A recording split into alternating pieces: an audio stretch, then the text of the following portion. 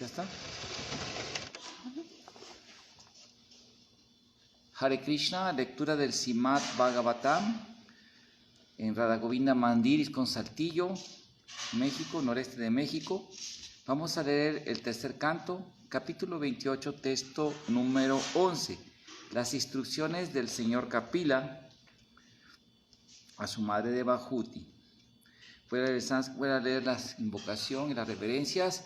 Om Namo Bhagavate Vasudevaya. Om Namo Bhagavate Vasudevaya. Om Namo Bhagavate Vasudevaya. Om Namo Bhagavate Vasudevaya. Voy a leer el sánscrito solo.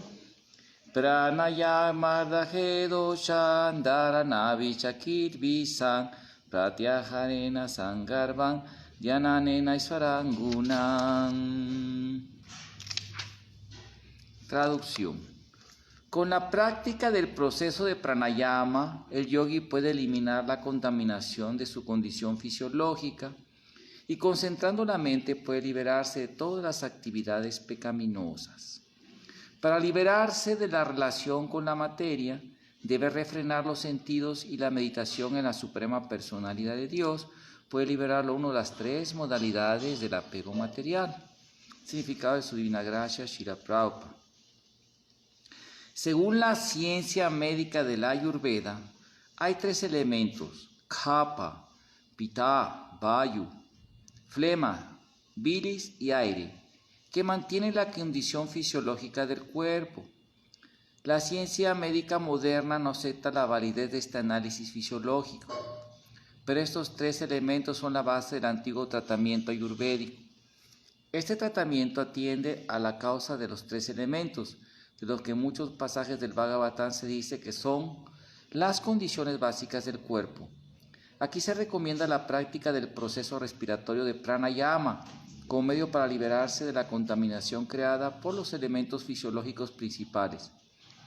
La concentración de la mente como medio para liberarse de las actividades pecaminosas y el control de los sentidos como medio para liberarse de la relación con la materia. En última instancia, hay que meditar en la suprema personalidad de Dios para elevarse a la posición trascendental en que las tres modalidades de la naturaleza material dejan de afectarnos. En el Bhagavad Gita se confirma también que quien se ocupa en el servicio devocional sin mezclas se vuelve inmediatamente trascendental a las tres modalidades de la naturaleza material y comprende su identificación con Brahman. Sagunan Samate Itaitam Brahma Bhuyaya Kalpate.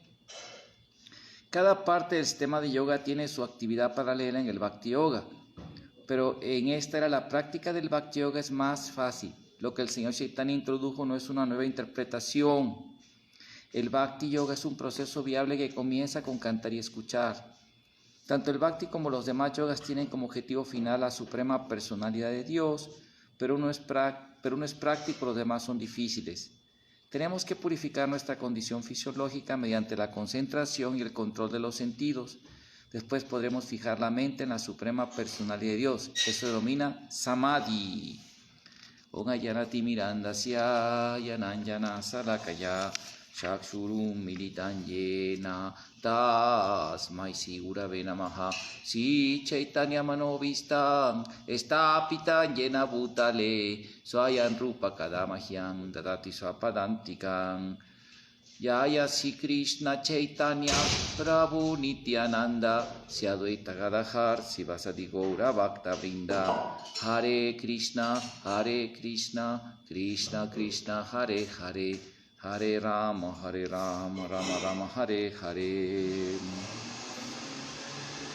Pranayama dejado Shandarana Vichakir Visan Pratyaharena Samargan Yane Sairan Gunam.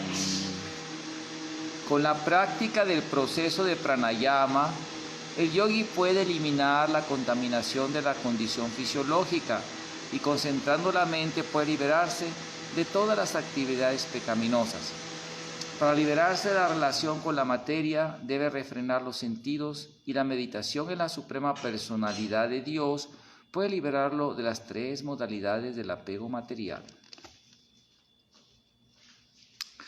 Bueno,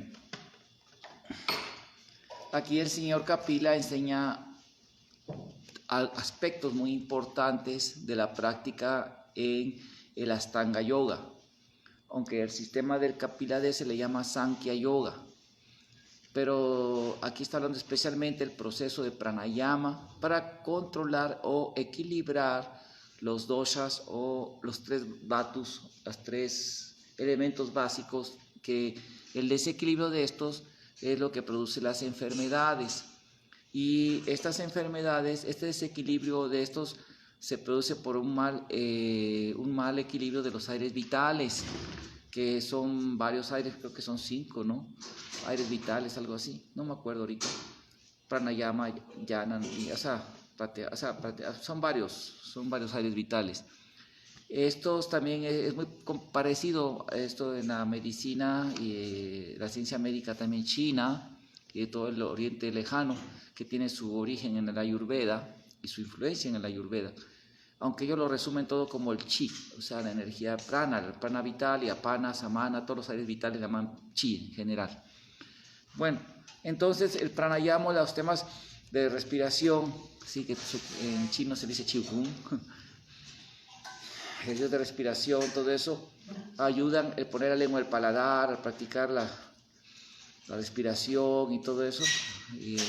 Lo que se llama en sánscrito vyayam, que es así como el tai chi chino o el de manos calientes, ¿cómo se llama? Lampap se llama en Tíbet, que son ejercicios que se hacen así como una danza, que es como una kata en sánscrito, kata en japonés, forma, así una forma, o taolun en chino se llama. Eso ayuda a equilibrar la condición del cuerpo para evitar enfermedades. En el Kalaripai también lo utiliza, la arte marcial de los más antiguos, el Dhanurveda o el Kalaripayat, que los sabios como Agastya Muni, que es un gran brahmana, lo enseñó, y también originalmente Parasuran es el padre del Kalaripayat. Todos esos ejercicios, como los practicar yoga, todo eso, ayuda a que la condición del cuerpo esté sana.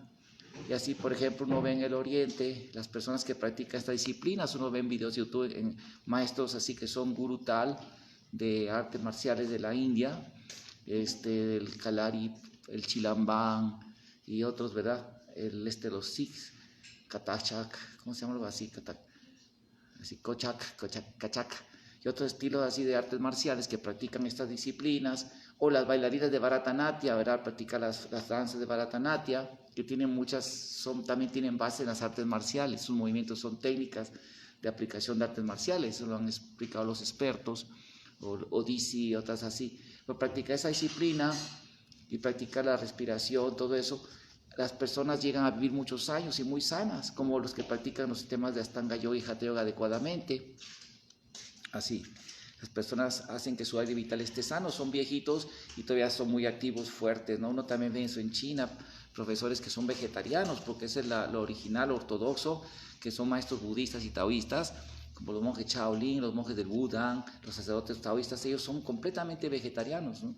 Y ellos practican toda esa disciplina y tienen 100 años y oyen bien, ven bien, 115 años, ¿no? Así, practicando su meditación, guardan celibato, o sea, sí, esos principios son cosas muy buenas para la salud. Ahora, el Bhakti Yoga se concentra especialmente en el servicio a Krishna, y claro que el ejercicio de danzar ante las deidades es muy bueno, muy sano, ¿sí? Es muy bueno. Pero Srila Prabhupada es muy interesante, porque vamos a hablar un poquito del movimiento de conciencia de Krishna. Obviamente nuestro movimiento pasa por diferentes fases, como todo, o sea, cuando un grupo religioso de por sí que aparece como movimiento religioso, un movimiento que es activo en su difusión y todo eso. Ejemplos históricos son el cristianismo, el budismo, el islamismo, así, ¿verdad? Todos esos movimientos que surgen y se vuelven las religiones históricas con el pasar del tiempo, instituciones, religiones históricas. El movimiento franciscano, por así decirlo. Cuando un momento, hay un estudioso que se llamó Max Weber, uno de los principales padres de la sociología, que también creó también el estudio sociológico del crecimiento histórico sociológico de los movimientos religiosos, así, basados en estudiando la historia de todos ellos, y como que se reproducen la forma en que se van actuando, se van así, pasan fenómenos sociales muy parecidos, ¿no? Que se puede por eso ir viendo la etapa así. Como por ejemplo cuando el líder carismático, que es el carismático, es empoderado por Dios, que es la fuerza centrípeta, así que aglutina a todos, cuando parte crea un vacío de autoridad y inmediatamente empieza la disidencia, las reparticiones, las disintegraciones, ¿verdad? Los disidentes, así también, así pasa, ¿no? Y también la creación de apóstatas o grupos de personas que ya no solo disidentes, que se apartan de la orden o la asociación religiosa y crean su propio grupo, sino hasta apóstatas, personas que se vuelven antagónicas a esa doctrina y la atacan, y eso ya lo ve uno en el movimiento. Hay diferentes tipos de apostasía y de disidencia, como por ejemplo la Gaudiyamat y todo eso, ¿no? Bueno, entonces así los movimientos van creciendo, ¿no? Entonces tienen diferentes etapas, y el movimiento en su etapa primaria misionera monástica, que hubo una tendencia que agarraron los devotos con mucha devoción, con mucho fervor, y obviamente los devotos de Estados Unidos, donde empezó el movimiento, fuertemente influenciados por su tradición judía, su tradición cristiana. Prabhupada era como, wow, como así lo reemplazaron, ¿no? Yo a menudo escucho a los devotos que hablan que Prabhupada, yo quería vivir cuando estuvo Jesucristo, y Prabhupada es más que Jesús, y así lo sobreexaltan, y sí, sin duda enseñó más que el Señor Jesucristo, yo no digo que no, pero yo me refiero a que ellos incluso predican así, para ellos Prabhupada es todo, más que Krishna incluso, ¿no? Uno los ve que para ellos Prabhupada, o sea, Krishna vale por Prabhupada, como lo explica el autor Thomas Hawkins, que fue el primero en estudiar desde un punto de vista sociológico, histórico, el movimiento de conciencia de Krishna, el primer académico. Y luego el autor Larry DeSing, ¿no? Salen dando su testimonio en muchos videos, y en la película de largometraje de Hare Krishna, el movimiento, y el Swami que lo fundó todo, ¿no? El mantra y todo.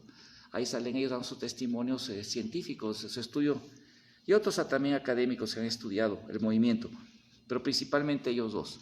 Entonces, en ese momento los devotos, más que lo que Prabhupada, la visión de Prabhupada era una prédica de una sociedad, pero se llama sociedad, no un movimiento monástico de monjes, sannyasis, brahmacharis, y en ese tiempo el movimiento así se manejaba, no como una sociedad.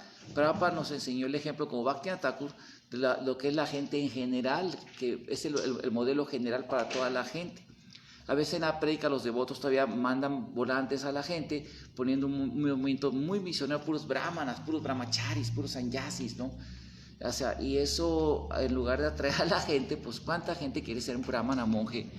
Pues no mucha gente, o sea, en lugar de poner lo que es la realidad del movimiento actual, ¿no? El movimiento actual, el 99.9 son personas que están en el mundo de la sociedad del mundo, y son profesionistas, son gente que trabaja, que para eso es el modelo de la gente de éxito. Y así la gente, que es lo que la mayoría de la gente va a hacer. Y los sacerdotes, los brahmanas, somos un núcleo pequeño, como en la cultura védica, una pirámide, que una puntita chiquitita era los brahmanas, otra punta que era la realeza, los kshatriyas, la clase kshatriya real militar, y otro punto también pequeño son la clase mercantil, económica, fuerte, y luego la mayoría es la clase obrera o shudra, o sea, empleados, todo eso, y luego vienen las clases más bajas, o sea, el tipo de gente de estado todavía más bajo. Entonces, el movimiento se quería proyectar así, ¿no? Y se proyecta a veces así, y esto crea una división entre ellos y nosotros, porque es como hemos dado el ejemplo muchas veces, ¿no? Una vez platicaba con mi maestro espiritual en una correspondencia, de que, por ejemplo, aquí en el noreste de Saltillo, cerquita de aquí hay una comunidad menonita, en Chihuahua, hay otra en Durango, así como en Durango, Estados Unidos, hay un Durango aquí. Entonces, esa comunidad menonita, y también hay en el sur, pero aquí son muy respetados aquí en el noreste de México, y ahí en el norte central de México. Los ven como gente muy respetable, porque tienen un modelo de vida que, si hubiera un problema más grave como la pandemia, pero más fuerte, que separaran las comunicaciones, los transportes de alimentos, cerraran los supermercados, ellos sobreviven, ellos tienen ya un sistema así, que por años han sobrevivido así, saben sobrevivir. O qué decir los Amish o los menonitas ortodoxos, ¿no? Que no usan teléfono, no usan televisión, no usan el internet, andan en carros de caballos porque es pecado para ellos usar coche, ¿no? Porque no está en la Biblia, ¿no? Imagínense, ellos sobrevivirían y nosotros marcharíamos, ¿no? Quizá los devotos de la ex Unión Soviética, de de allá de la Europa Oriental. Ahora que allá como no hay mucha comida, tienen que producir su comida. Allá la necesidad los obliga a ser autosuficientes, a salir adelante, ¿no? Que tienen granjas que funcionan. Pero aquí no, ¿verdad? Aquí estamos condicionados de otra manera. Pero bueno, hablamos de esto, que el movimiento era muy monástico y los devotos veían como muy mal, incluso que un devoto estudiara, terminara sus estudios profesionales, cuando hay tantas cartas en el Siksamrita de Prabhupada, que él quería que sus discípulos, que de verdad estaban cualificados, se estudiaran, fueran profesionistas, claro, y brahmanas, que fueran los maestros en estudios de las ciencias humanas en las universidades. Hay muchos. Prabhupada dijo que cuando se lograra eso, que el movimiento tuviera sus universidades, todo eso fueran los maestros, cambiaría el mundo. Así es. Pero de todo eso se ignoraba. La perfección era salir a la calle a pedir limosna como brahmana, brahmachari, wow, y así era lo máximo, ¿no? Eso es lo que valía. Pero ahora ya el movimiento cambió. La realidad social cambió, ya hay quien hace eso y todo, y es muy maravilloso. Yo personalmente todavía distribuyo libros, pero claro que en estantes ya. Pero es muy maravilloso el que haga eso, muy, muy glorioso. Pero yo me refiero que eso de estudiar y eso no. Cuando Prabhupada mismo, o por ejemplo, Prabhupada hacía ejercicio y todo el mundo lo veía como un pecado. Y por ejemplo, es chistoso esto, porque nosotros vemos que los más espirituales, incluso la alimentación, los más espirituales no comen como el gran Mahaprasad, que comen la mayoría de los devotos, que comen bien austeros. La historia de Prabhupada dijo que los devotos deben de comer frugal y todo, pero los devotos, no austeros, digo, bien así, muy rico, mucha golosina, muy goloso, muy suculento, pero no muy saludable. Claro que es Mahaprasad para Krishna, que darle toda la opulencia, lleno de azúcar, todo muy rico. Y uno puede probar un poquito, ¿no? Por ejemplo, es común a los hindúes, ¿no? Cuando se ofrece Mahaprasad, todo, ellos comen poquito nada más. Y así, o sea, eso se come poquito porque es para Krishna, como una golosina, pero, ¿verdad? Y hace una fiesta un día cada 6 meses, como uno así, pero no de comer de una manera saludable, ¿no? Ahora, nuestro movimiento de conciencia Krishna, yo me acuerdo, no sé, en el 79 que entré, no, pues era maya, por ejemplo, si tú incluso dormías un poquito o leías los libros, te veían estudiando, a mí me gustaba mucho estudiar los libros de Prabhupada, no, si te vean, estás en maya, pero vas a querer en maya, ponte, tienes que estar haciendo servicio todo el día para que tu mente no te predique. Y nos ponían, íbamos yo hacía hacer todo el templo, los arran de los devotos de Sankirtan, acomodaba todo, y me sirvió mucho porque eso nunca lo hice en mi casa, mi mamá tenía sirvientes, no sirvientas, entonces me sirvió mucho hacer eso. Aprender a lavar ollas, me metía unas ollas gigantes llenas, así con una pala, a quitarle el burfi quemado, ¿no? De las ollas gigantes de burfi. Había muchos devotos en el Ashram allí, y lavar las ollas así, ¿no? En un frío. Yo vivía en el estado de Veracruz, que es como Mayapur el clima, o sea, hasta más caliente, yo creo, es un calor tremendo. Ahora ya cambió el clima un poco con el cambio climático, pero me refiero a que allá hay más frío, ¿no? En invierno hace más frío. Pero antes no. Y luego en México pues sí era muy frío, no como ahorita que ya está más bonito el clima. En aquellos tiempos era helado México, en febrero eran fríos helados, así bien pesados, y así yo, según muy renunciado, no ponía suéter, iba así casi descalzo a lavar ollas, así se me partían los pies y las manos, y ya, y renunciación, que ya, ¿no? Y eso era muy valioso. Pero sí, luego no se hacía un ejercicio fuerte, no había ejercicio para los devotos, era maya, no podías dormir un ratito en el día porque era maya, no podías estudiar, era maya, solamente de Sanyasi para arriba pueden estudiar los libros de Prabhupada. Así, era muy buena, muy honesto, era muy sincero la entrega de los devotos, más no muy madura, ¿no? Y eso, pues, ¿qué fue el resultado? Que el 99.9% de los devotos no permanecieron dedicados al Bhakti, ¿verdad? El exceso de austeridad, así, ¿no? Y luego, y es interesante, como hay una regla sociológica que también la habla Platón en la República, creo, y también muchos sociólogos, que cuando se enfatiza mucho una cosa, luego ese énfasis crea lo opuesto, crea su reacción opuesta, ¿sí? Entonces ahorita el movimiento a veces ha pasado por unas estados pendulares y así, ¿no? Porque es normal que pasen esas cosas, ¿no? Después de eso mucha gente sacada de onda, ya ni siquiera se dedica devotos todos estresados de esa vida tan fuerte de brahmachari, tan sobreexigente. El resultado es que luego demasiado exigente así, es que se van completamente a maya, o si quedan ya casi no participan. O por ejemplo el liderazgo no era muy preparado en el liderazgo, y saquean la gente se queda toda, se dice aquí, fliqueada en el lenguaje común, o sea, decepcionada, toda chocada con los líderes. Y luego, ¿qué pasa? Que ya no quieren participar ni cooperar, o participan muy así con cuidado porque tuvieron una experiencia muy negativa, ¿no? Como dice mi maestro espiritual, ¿no? Que a veces pensamos que tienen que entender que Krishna no es el presidente del templo, ni es un fanático religioso, ni el comandante, ¿no? A veces usa esas palabras muy chistosas. No, o sea, así, ¿no? Que había personajes muy especiales, así, ¿no? Yo voy a contar una anécdota muy interesante, que había un cierto caballero devoto de Krishna que lo ponían, le decían Achuta, era Chutananda, le decían Achutaduta, dicen que ya dejó el cuerpo, no sé. Y este caballero era muy pesado, muy pesado, ¿no? Y un día a los que estaban encargados del templo, que estaban un discípulo de Prabhupada, que también pues sin ninguna formación profesional ya era presidente, y muy temperamental él, muy así dual en su forma de ser. Y me acuerdo que este caballero, puso a Chutaduta de comandante, y nos levantaban a las 3 de la mañana porque hacía mucho calor ahí en la ciudad de Monterrey, a diferencia de Saltillo, aunque estamos a 97 kilómetros de diferencia. El 98, el clima ya es extremadamente caluroso, y invierno es frío, pero caluroso. Entonces, no es como aquí, que es un clima bastante templado todo el año, un poquito de calor, pero es bonito. Entonces, me acuerdo que nos levantaban que porque teníamos un maratón, porque la economía estaba muy mal del templo y del país, y había muchas deudas de esto y del otro, y a las 2:30 nos levantaba, y al que no se levantaba le echaba agua con una pistola de agua, ¿no? O hasta lo arrastraba al baño, así y agua helada, ¿no? Así el agua bien helada, y así, ¿no? Terrible achutaduta, ¿no? Y bueno, así cosas así, ¿no? Había cosas muy extremas a veces los devotos.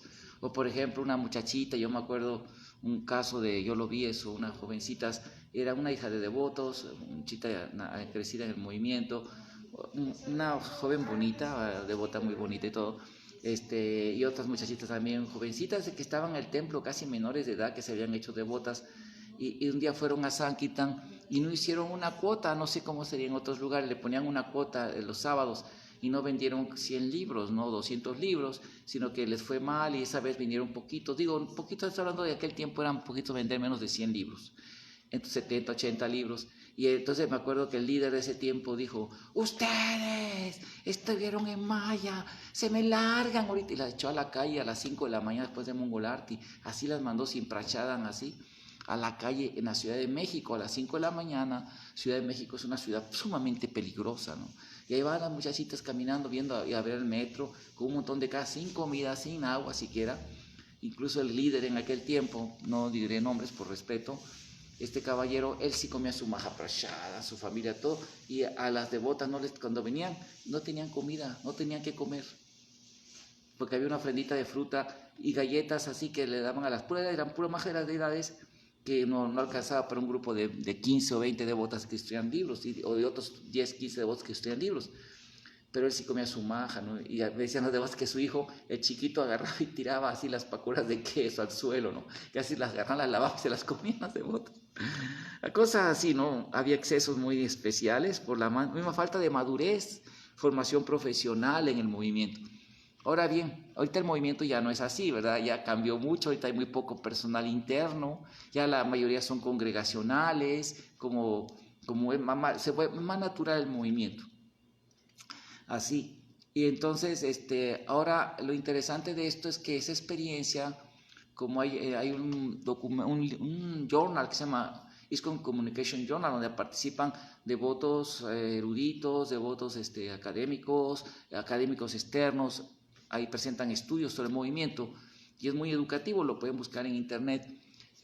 Ahora, por ejemplo, digamos, el movimiento ya ha madurado más, ya hay cursos para todo, ya la gente se prepara más. Uno lo puede ver muy bien, por ejemplo, ahorita que estamos en los sistemas de Zoom, en las comunidades, como los devotos, yo estaba viendo a los devotos de Argentina y su preparación que tienen, o sea, los devotos que ponen de oradores, generalmente son gente muy preparada, o sea, tiene muy buena preparación, ya los devotos pasan cursos, ya los devotos así, ¿no? Entonces, les voy a poner un ejemplo. Yo me acuerdo que cuando yo tenía apenas el movimiento como, pasé casi 7 años. Yo ya, de hecho, siempre en el templo de Monterrey, por crisis históricas, tuve que estar dirigiendo el templo, aunque yo era el que mantenía el templo, ¿no? En el sentido de ordenato, porque los ponían líderes y hacían discípulos de Prabhupada que no tenían preparación en nada, y algunos hicieron mal uso de los fondos, etc. Al final yo era el que siempre tenía que ver por sacar ese templo adelante, hasta que un día dije, yo voy a ser presidente porque ya le dije a GBC, yo voy a buscar al presidente, es que yo ya estoy fastidiado de ser el que manejo todo, el que cargo, se van con dinero, etcétera, tengo que trabajar muy duro para que este templo se siga manteniendo, yo lo voy a hacer. Pero yo me acuerdo, yo tenía apenas 25 años.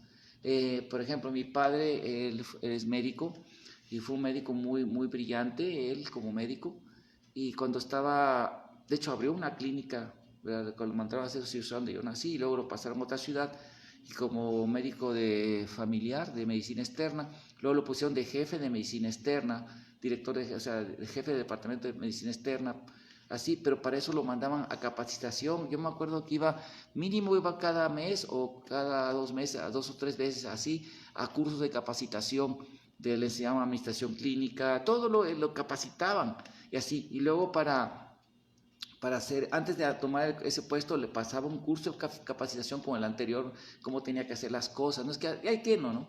Y así antes, vende muchos libros, anda fliqueado, no vendía muchos, póngalo de maestro de Gurukula, sin tener la mínima formación docente, profesional, así, ¿no?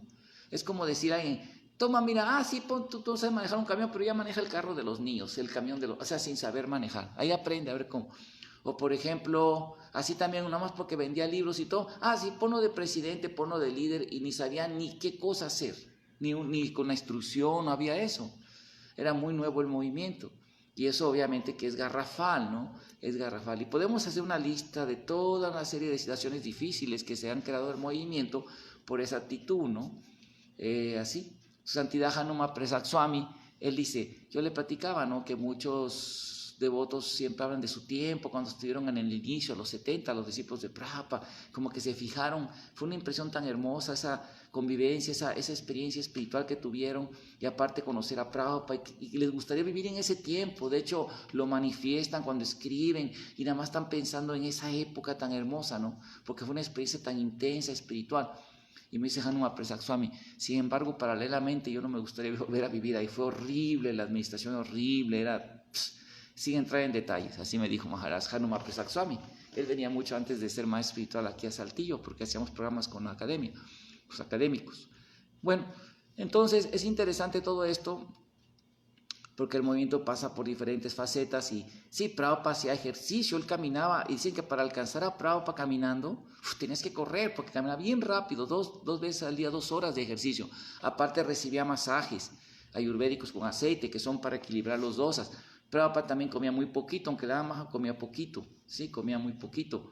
Y así, ahorita, por ejemplo, es común, he visto siempre que un reporte, tal gurú se enfermó, le mandaron a hacer ejercicio, que ya no viajara mucho. ¿Saben ustedes que viajar en avión daña los sistemas de los tímpanos, daña mucho el corazón, la presión arterial?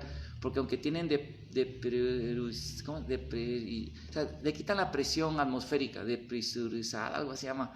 Los aviones tienen una capa de nitrógeno que les ayuda a que la presión atmosférica no afecte tanto, pero sí afecta. Por eso las aeromosas y los pilotos tienen ciertas horas de vuelo, y después de eso al rato ya tienen que usar aparatos para escuchar, pierden vista, o sea, se daña la salud. Imagínense estar viaje, eso es dañino. Luego los horarios de dormir a diferentes horas en cada lugar. Luego la comida recién con un maja opulento, Prabhu, ¿no? Y luego no hacer ejercicio. Y luego los problemas, es decir, el baño de los problemas sociales, de problemas administrativos, todo eso. Así definitivamente es mortal. Por eso muchos GBCs se enferman, algunos llegan con tantos problemas que algunos por eso han claudicado en su vida espiritual, ¿verdad? Se enferman. Y por ejemplo, pero se crea un modelo que el que no va a Mayapur cada año, el que no está en Maya, me acuerdo que mi gurú llegó a un punto en que él dijo, yo o voy a morirme porque eran 2 paros cardíacos muy fuertes, o vivo. Entonces ya dejó de ya no viajar tanto, cuidar su salud, así, y luego preocupó el modelo creado, que era el ideal, el que no hace eso está en Maya, en el movimiento, uy, está en Maya. O sea, así, ¿no? Los otros líderes no entienden eso, ¿no? Hasta ahorita que les dio diabetes, que ya muchos dijeron, ya me retiro, en fin, ha pasado así situaciones que la experiencia los ha hecho aprender, ¿no? ¿Y qué les mando a médicos? Hacer ejercicio. Tienen que hacer ejercicio, caminar, hacer ejercicio, tienen que, ¿no? Así, y dejar de viajar. Y ahorita con los sistemas de Zoom ya no es necesario viajar, ya pueden dar clases así, pueden dar Darsan así, ya no tienen que estar, eso lo hace hasta los empresarios. Yo tengo una hermana que trabaja en Afor, ella, y ella pues es química industrial, sin embargo por su habilidad la prepararon en la administración de producción y todo eso. Y ellos me decían, desde que apareció el Skype y todo eso, tienen todos los días a través de videoconferencia, tienen que viajar allá, venían de India, Estados Unidos, viajan en avión aquí, ahora ya no. Ya más todos se conectan y tienen sus reuniones. Entonces ya estamos en una era en que permite cuidar más la salud de esa manera, ¿no? Y sí, el ejercicio es necesario, es el ayurveda ejercicio, el celibato, la dieta vegetariana, todo eso nos incrementa la vida, el pranayama, la práctica de yoga, todo eso, ¿no? Entonces es muy importante que los devotos cuiden esa parte. Ahora, me gustaría también, claro, no se pone un exceso, como dice que ya se vuela la meta, con vivir para eso y no vivir para Krishna. O sea, es obviamente que eso uno debe ocupar unas horas para eso, cantar yapa caminando, pero caminando fuerte, ¿verdad? Correr si es necesario, agarrar su tiempo para que el cuerpo pueda rendir a Krishna. Pone una música de vayan, se va a correr, practica yoga, hay artes marciales muy buenas, muy saludables. Todo eso nos va a ayudar a tener una yoga, en fin, danza, bharatanatyam, todos los días así. Sí, y ustedes ven, cuando uno va, fíjense, cuando uno va a Tailandia, cuando uno va hacia allá al oriente, Japón, eso, lo que uno ve practicando esas disciplinas son puros viejecitos, haciendo tai chi, haciendo formas de arte marcial, danza, las danzas así, ¿verdad? Todo eso están practicando, porque se llama Vyayam, eso es buenísimo para el manejo del control. Así uno ve que la gente mayor está muy cuidándose para tener una vida de calidad, así es, y poder ser útiles para el servicio a Krishna. Y bueno, por último punto me gustaría tocar, nada más ya para terminar, un tema interesante. Yo veo que también así como el movimiento influye al mundo, el mundo también lo influye, ¿no? Y ahorita hay fuerzas, digamos, que convergen para poder adoctrinar con ideologías, para así, ¿cómo se llama? Infiltrar a la sociedad. Hay muchos estudios de eso, ¿no?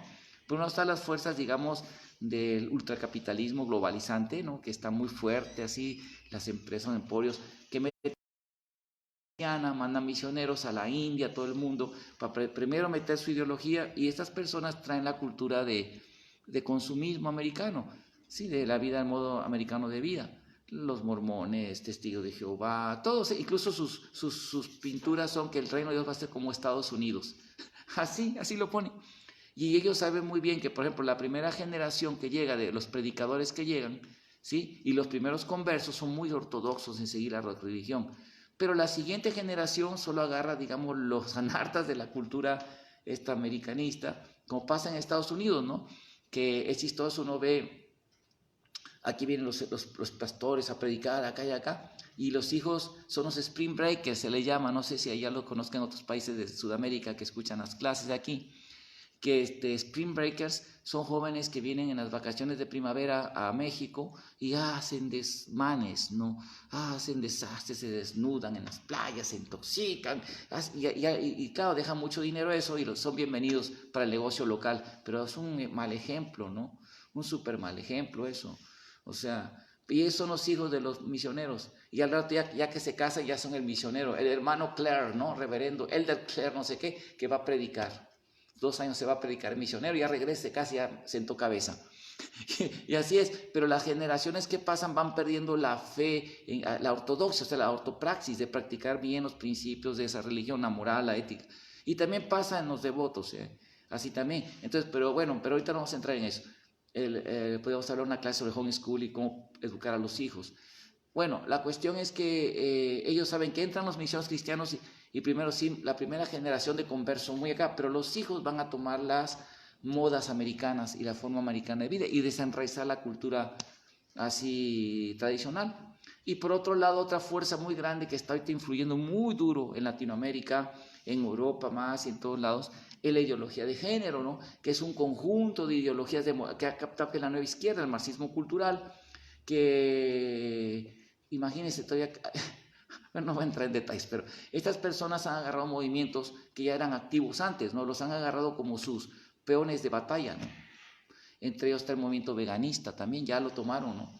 Y ahorita ya hay feministas veganas que andan predicando que se prohíba que los gallos pisen a las gallinas porque las abusan, o las vacas sean preñadas por toros porque es abuso sexual a las pobres vaquitas. Que las vacas tienen el mismo derecho que las mujeres a abortar y a que no se les saque la leche. Y empiezan con toda esa ideología, ¿no? Prabhupada y la ideología vegana, hay libros de académicos que hablan a nivel de academia, así, de los derechos animales, predican la filosofía vegana. Ellos han hecho cosas buenas, ¿no? Indudablemente, esos activistas de Animal Naturis y todos esos grupos, por ejemplo, aquí en Saltillo, prohibieron las corridas de toros, la pelea de gallos, ya de hace mucho la pelea de perros, ya tiene mucho, y ponen multas de 50,000 pesos, que en México estamos hablando cerca de $2,000 por poner a pelear gallos, y eso es muy bueno. En otros países han puesto leyes para que aún en los restaurantes que son de carne tengan barras vegetarianas y veganas y así. Y eso es muy bueno, muy apreciable. Sin embargo, ellos son manejados ahora por la nueva izquierda. Los principales ideólogos que están detrás de todo eso son marxistas y feministas y todo eso que también han agarrado al LGTB. Todo eso lo tiene la ideología de género. Ahora, es interesante esto, lo dicen especialistas, estudios bien serios, no estoy hablando así. Si la Prabhupada, nosotros sabemos, por ejemplo, que estamos predicando una sociedad y vamos a encontrar todo tipo de personas y algunos se van a traer a Krishna, pero por ejemplo, cuando uno conoce a Krishna, uno debe estar dispuesto a rechazar aquello que sea favorable, a rechazar lo desfavorable y aceptar lo favorable. Por ejemplo, en mi caso, a mí me doctrinaron desde niño, era la cosmovisión que crecí, porque una familia secular, bastante secular, cientificista, aunque no atea, ¿verdad? Sí, querían la religión, pero no era algo muy secundario, bien así en mi familia. Entonces, yo era el que iba por mi propia cuenta a la iglesia, nunca me impusieron ni la primera comunión, ni nada, yo lo hice por mi propia convicción. Pero aquí la cuestión es esta. Mis papás se graduaron o estudiaron, terminaron casi gracias al poco tiempo que fue el centenario de Darwin. Ese tiempo la teoría evolutiva la pusieron como la verdad absoluta y Darwin, entonces los adoctrinaban a los alumnos. Además era la época de la Guerra Fría, muy intensa la Guerra Fría en ese tiempo, la predicación comunista en las ¿cómo se llama? Universidades, el materialismo histórico y científico. Entonces para ellos Darwin era la verdad absoluta, un dios, una acharya que hay que aceptar como verdad absoluta. Y a mí me educaron así. Luego yo me ponía a debatir a los compañeros en la escuela y hasta los maestros de biología me decían, no, fíjate que no está comprobado. Yo no sabía la crítica científica, eso, no, era cientificista. Si un científico dice algo es la verdad absoluta. Pero cuando entré al movimiento y Prabhupada dijo que eso no era correcto, yo lo rechacé porque yo sabía que sí la Prabhupada, como enviado directo de Krishna, como un eterno asociado de Krishna, como una persona santa, pura, que es el Mahayana, para establecer lo que iba a ser los 10,000 años de Kali Yuga, sus instrucciones que dio sobre los principios y todo eso, él tenía que tener la verdad, presentar la verdad absoluta, que es Krishna. Krishna es la verdad suprema, sus palabras son libres de error. Las escrituras dadas por Krishna, auténticas escrituras védicas, son libres de error, engaño, ilusión e imperfección, y nos dan información, como dice Jiva Goswami en el Tata Sandarbha, de lo que es la vida más allá de esta vida, que está más allá de los sentidos, y conocimiento así. Entonces, si Srila Prabhupada nos dejó claramente, por ejemplo, hablando de eso de los veganos, Prabhupada sabía del sufrimiento de las vacas que le pasaban. De hecho, desde la época de Chaitanya Mahaprabhu, cuando él le predicó a los yavanas que mataban vacas, él nunca le dijo, como con el Chankasi, él le dijo, el padre, tú toma la leche de vaca, es tu madre, y el toro ara los campos y produce granos, es tu padre, ¿por qué mata al padre a tu madre?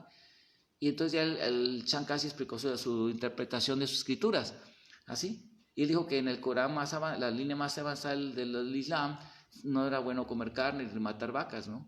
Y él dijo, pero también los Vedas hacen lo mismo, matan vacas. Dijo, no, en aquel tiempo, en otros yugas, los brahmanas hacían un yaga y las revivían. Pero ahorita en Kali Yuga no hay brahmanas tan poderosos, así que no puede hacer sacrificio, no era un sacrificio, no era una matanza, así. Entonces, Pero Chaitanya le dijo, tú tomas la leche, es igual de pecaminoso que tomar la leche de la vaca matada. Jamás Chaitanya eso. Prabhupada lo mismo habló cuando habló con los cristianos sobre el tema, no matarás. Prabhupada dijo eso, ustedes toman su leche. Nunca dijo, la leche es igual, tomar la leche es igual, eres igual de culpable que matar la vaca. Eso jamás Prabhupada lo dijo.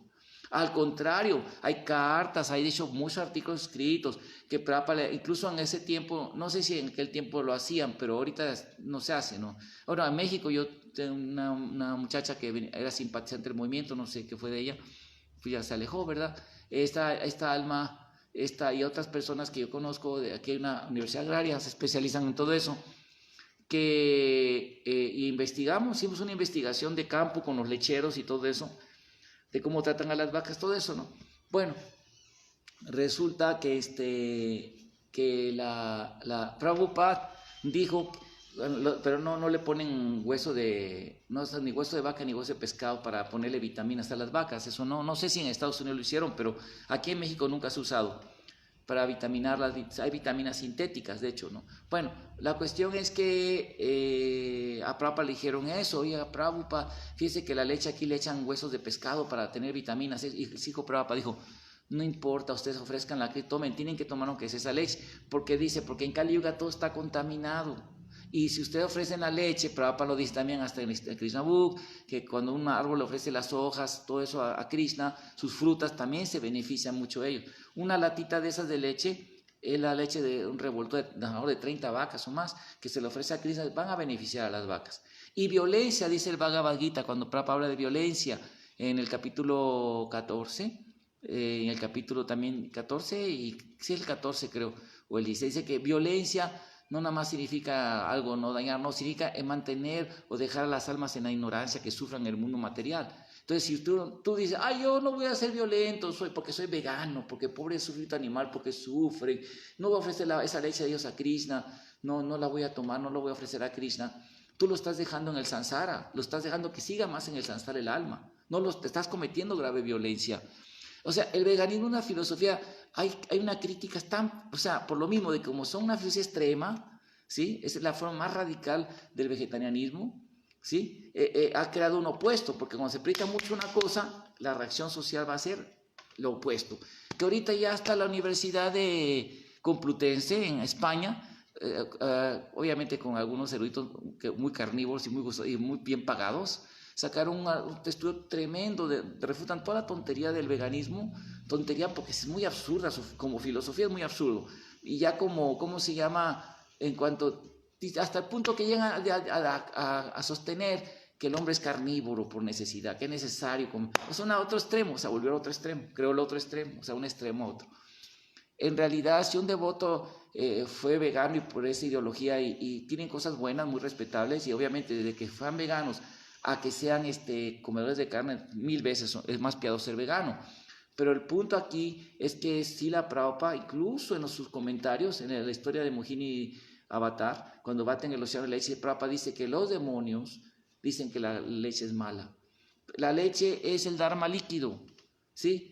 La leche es lo que nutre las partes del cerebro más importantes para entender la espiritual, alarga la vida. Prabhupada dice que por no tomar lácteos las personas cortan su vida. Su capacidad de comprensión espiritual es menos al no tomar lácteos. Sí, y estamos ayudando a ofreciendo esa leche. Cuando no tenemos granja, Prabhupada dijo, como no tienes una granja donde produces tu leche, ofrece esa. Todo está contaminado, solo que tenemos nuestra propia granja, pero también no me digas que el azúcar, ¿cómo se llama? Todo lo que, o sea, todos los otros elementos no van a ser, vaya, solo que tú los produjeras, pero eso es idílico. Entonces, toda esa ideología, como es el veganismo inventado por unos ingleses, que eran vegetarianos radicales, y es interesante, ¿no? Que de los chavitos veganos, esos progres, millennials, muy acá, fanáticos, que el veganismo, entonces, como dice un meme sacaron en el Face, así un chiste que decía, una caricatura que decía un meme, dice, vegana y feminista hasta que te casas con tu macho carnívoro. Y es la verdad, yo he practicado con jóvenes que han estado en eso y nada más es un tiempo y al rato te vuelven a comer carne, por ser tan extremos. Por eso la dieta ideal la ofreció a Krishna, porque también los vegetales tienen vida. También hay sufrimiento, los vegetales también tienen conciencia. Son los argumentos principales que se han comprobado que tienen conciencia. No igual que un animal, pero hay conciencia, hay vida. Y con Prabhupada dice que un vegetariano de por sí, si no ofrece comida a Krishna, está matando tanto como matar a un animal. Prabhupada lo dice en varias partes. Entonces nosotros somos seguidores de Prabhupada con el debido respeto a que nos han adoctrinado. Y a mí me adoctrinaron el darwinismo y yo eso lo dejé atrás. Y estudié muchos libros científicos de los devotos y otros para que me confirmaron que efectivamente era un error. Y yo conocí a un muchacho llamado Adrián, que era un amigo, ¿verdad? Que era vecino, que llegaron de la ciudad de Puebla, de Valsequillo, de por ahí del estado de Puebla. Este joven incluso le dieron beca para la universidad que se llama el Instituto Politécnico Nacional, que es una universidad de las más destacadas aquí, más caras, casi igual que las de Estados Unidos. Le dieron beca una persona muy brillante. Y lo último que supe que lo mandaron a Estados Unidos, becado también, porque era una brillante, era científica. Y él fue, me acuerdo que me dijo, porque aparte era muy místico, él y su familia, ¿no? Y él me dijo, mira, todas esas teorías no están comprobadas. Y me expresaba cosas que fuera a estudiar más científicamente, con los devotos y con otros tratados.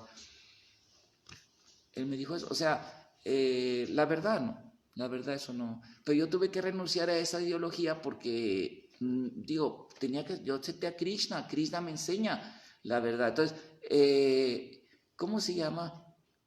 No hay ninguna prueba científica ni chástica que por tomar la leche tú agarras el karma del animal que sufre. Al contrario, lo ayudas a que avance en su vida espiritual, que haga grandes méritos como los vegetales que ofreces, todo. Lo malo es no ofrecer la comida a Krishna. Y es lo que lo enseñó Prabhupada. Prabhupada le dijeron muchas veces eso, las vacas van. Dijo Prabhupada, no, ofrézcanos para que se beneficien. Hay cartas, hay todo, o sea, no, ¿cómo les diré? No hay que ser más católico que el Papa, o sea, volvernos sobre estrictos. Un ejemplo para terminar. Por ejemplo, en Ekadasi, con todo respeto, de repente, tendencias progresistas, hay un foro, Vaishnavas progresistas, y hay foros así que se llaman, ¿no? Así, ¿no? Bueno, ahí sacaron que el cacahuate es una leguminosa. Ya no lo vamos a comer en Ekadasi. Y es cierto que el cacahuate, el señor Charles Linio, porque tenemos un Bhakta que es Bhakta Juan Mayo, que ya es doctorado en agricultura, en agronomía, todo eso aquí en la universidad, y está ya trabajando en la cuestión para hacer los estudios comparativos de contenido y todo. En época de Charles Linio, a fines de principios de 1800, 1700, por ahí, en esa época no había los microscopios que tenemos ahora, no había los estudios químicos, analíticos que tenemos ahora. Y él simplemente lo clasificó, él lo dijo, porque tiene una vainita, porque están como una tipo vainita, una cáscara, eran dos, no era uno. Y a las nueces las puso nueces, porque nada más era una sola semillita dentro de una sola. Y el cacahuate, el que le dan nuts, o sea, peanuts son nueces ¿no? Son nueces, porque si todo se parece al pistache, se parece al, ¿cómo se llama? A las nueces, ¿sí? A las oleaginosas. Pero él las clasificó porque estaban dos, no era uno. Fue una clasificación caprichosa, arbitraria. Entonces, ya llevas el teléfono, ¿verdad? Sí. Ok, no lo apagues. Bueno, entonces, y puedes hablar. Bueno, entonces sucede que, ¿cómo se llama? Este caballero hizo algo así caprichoso, algo muy así, muy rudimentario, ¿sí? Él no tenía los conocimientos de ahora. Y el contenido del cacahuate es análogo al pistache, análogo al, ¿cómo se llama? A las nueces de todo tipo, a las castañas, a las almendras, o sea, las semillas oleaginosas, ¿sí? De hecho, Bhakta me dice, hombre, es para hacer una tesis doctoral sobre eso, está muy interesante el tema. Y además, otra cosa, el cacahuate no se da como las leguminosas. Las leguminosas, por ejemplo, los chícharos, los frijoles, todo tipo, las lentejas, se dan en una vainita así, una vainita que tiene muchas así. Y el contenido es diferente. Ustedes, por ejemplo, agarran una leguminosa, incluso la soya, que también se da así en vainitas, la saca ustedes, la pueden moler y la hierven y hace espumita, de esa saca leches, ¿no? Hace espuma, tiene otro tipo de consistencia y otro tipo de contenido. Además, estas leguminosas, ustedes comparen un cacahuate con un frijol, una lenteja, o sea, no tiene ningún parecido. Si usted hace un cacahuate así, no se cose igual, o sea, es como una nuez. No se hace una lechita así como la leche de soya que la pueden hacer tofu, no lo pueden hacer con el cacahuate. Hagan la prueba, ¿sí? Y Prabhupada y los Gaudiya Vaishnavas comían cacahuate porque viene allá por allá por el Perú, de Sudamérica. Llegó a la India con Magallanes, ya después casi que Chaitanya se había ido. Y todos los Gaudiya Vaishnavas ofrecen el cacahuate y Prabhupada lo autorizó y que debemos en Ekadasi debemos de comer. Porque también Charles Linio, puso como leguminosa el tamarindo. Una nuez de tamarindo no parece ni una oligenosa, digo, una semilla, porque estaba en vainita. Por eso fue la clasificación de las legumbres de Charles Linneo. Pero en sánscrito se llaman dal, se llama urd. Urd en sánscrito significa a lo que se refiere ahí, que no hay que comer, o sea, las lentejas, los chícharos, ¿sí? Esos son, ¿verdad? Todos los frijoles, los beans, es lo que está prohibido en Ekadasi. No las nueces, eso no está. Prabhupada lo comía, lo ofrecía, lo ordenó que lo podemos comer. Y también Bhaktivinoda Thakur, él venía de una tradición Gaudiya Vaishnava que sabían lo que comían. Y no porque ahora el tamarindo, es un frijol el tamarindo, agarren semillas de tamarindo, por favor, y hagan una sopa de dal de frijol, a ver si es cierto que se cocina como es. Todo porque tenía vainitas. Hay una planta que se hace una vaina grande, se llama jinicuili en Veracruz, en el sureste de Veracruz, así, que se parte, no sé, de allá en Sudamérica se parte, y adentro tiene una vaina que se parte y tiene unas semillas que no son muy duras, y tienen como algodón que sabe dulce, y luego las semillas quedan así, no son muy duras, se cocen y también saben como vegetales así, saben muy ricas, pero no son un frijol. Pero esas también las consideran también leguminosas, pero no son un frijol. Eso es una cosa caprichosa de una persona. Pero como dice, por eso como dice el Mahabharata, y también el Vedanta Sutra, Vyasadeva, Tarka Pratishtana, que estar argumentando eso no nos va a llevar a la conclusión exhaustiva. Shastra Yonituat, la verdad viene a través de los Shastras. Y el Mahabharata dice que ni por estudiar los Vedas, ni por Tarka Pratishtana, o sea que ni por los argumentos lógicos, ni por el estudio de las escrituras, ni por a todos los filósofos, los Muninan, porque cada uno tiene su propia opinión, se va a entender la esencia y los principios religiosos, sino Mahayana Yena Gata Sapanta, seguir el sendero del Mahayana. ¿Y quién es ese Mahayana? Hasta profetizado en el Brahmanda Purana, por Srila Bhaktivinoda Thakur, por Señor Chaitanya, ¿sí? ¿Quién es este Mahayana que establece el Yuga Dharma para los próximos 10.000 años de la Señor Chaitanya? Que lo predijo Krishna, lo predijo Señor Chaitanya, Srila Prabhupada. Entonces debemos de seguir a Srila Prabhupada. Si alguien presenta pruebas, pero pruebas rigurosas, no nada más por ego falso, que yo soy el muy grande, quiero ser el progre y distinguido, gran devotazo, y por eso, por puro ego, porque además soy más viejo que tú en el movimiento, y ahora nadie me tiene que decir que me equivoqué, me cuesta trabajo, porque me inició Prabhupada, etcétera, así, sino que muestre pruebas reales, no por ego, y menos citando, mi discípula Perengano me apoya.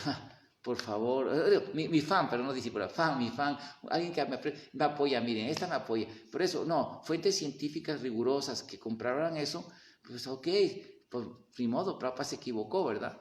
Pero muéstrenlo, por favor. Yo lo que veo con la gente especializada me están diciendo que sí, que Charles Linneo fue una clasificación arbitraria por la pura tipo de por la cáscara, y el cacao está bajo tierra, no se da como los frijoles. Las vainas de frijol y todo eso, las que son frijoles, chícharos, todo eso, ¿no? No. Entonces, por ejemplo, no hay que ser sobre estrictos, o sea, no hay que ser más católicos que el Papa. Sí, la Papa nos dejó el conocimiento perfecto y ese que tenemos que seguir, ¿sí? Ya no, y honestamente, si no, y predicar que eso es lo correcto no está bien. Si alguien individualmente, por cuestiones de alergia a la lactosa, y tiene que tomar hay leche deslactosada ya pueden tomar eso, pero no puede tomar lácteos por esos problemas. El yogur también es deslactosado, el ghee también, si no, y eso está bien, puede hacerlo como una austeridad personal por su salud o por una cuestión de decisión personal que lo quiera hacer, como Prithu Maharaj, que solo comía hojas de los árboles, ¿no? O raíces. Dhruva Maharaj vivió una vida de tanta penitencia, quiere así freír su cerebro, que no se va a alimentar bien, y así por esa austeridad o por salud, que lo haga, no hay problema. Es crudo y vegano, ¿no? Que dicen ahora que comen puros crudos, así, perfecto, que lo haga, que lo ofrezca a Krishna, claro. Pero es una cuestión periférica, individual de cada quien, no es que ese es lo auténtico, ¿no? Eso es lo que tiene que seguirse y predicarlo como verdad absoluta, ¿no? Así, porque quiero protagonizar que soy la estrella de... No, por favor, o sea, con el debido respeto. Bueno, me da mucho gusto estar aquí con ustedes. Ya se hace un poquito tarde, tenemos muchas actividades. Y bueno, Hare Krishna, muchas gracias. Todas las glorias. Srila Prabhupada aquí.